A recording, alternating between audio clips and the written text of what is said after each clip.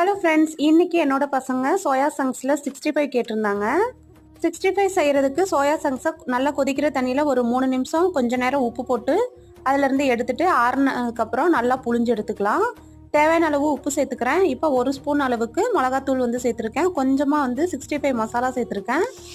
1 spoon அளவு இஞ்சி பூண்டு பேஸ்ட்டு, 2 ஸ்பூன் அளவுக்கு கார்ன்ஃப்ளவர் மாவு சேர்த்துருக்கேன். இப்போ இதில் கொஞ்சம் கருவேப்பிலை சேர்த்து கொஞ்சமாக லெமன் ஜூஸ் ஆட் பண்ணிக்கலாம். என்கிட்ட லெமன் இல்லை, அதனால் ஆட் பண்ணல. இப்போ இதை நல்லா கலந்துட்டு ஒரு 10 நிமிஷம் அளவுக்கு ஊற விட்டுறலாம். ஒரு கடாயில் எண்ணெய் ஊற்றிட்டு அது எண்ணெய் நல்லா காஞ்சதுக்கப்புறம் போட்டு எடுத்துட்டோம் அப்படின்னா சோயா சங்க்ஸ் 65 அருமையாக ரெடி ஆயிரும். இன்றைக்கி என்னோட பசங்க கீ ரைஸும் சோயா 65யும் கேட்டிருந்தாங்க. ஸோ அதுதான் இன்றைக்கி ரெடி பண்ணியிருந்தேன். இப்போ பாருங்கள், இப்போ நல்லா இது வெந்துருச்சு. இப்போ இது எப்படி இருக்குன்னு பார்க்கலாம். இது பாருங்கள், மேலே ஃபுல்லாக நல்லா கிறிஸ்பியாக உள்ளே நல்லா ஜூஸியாக சூப்பராக இருக்கும்.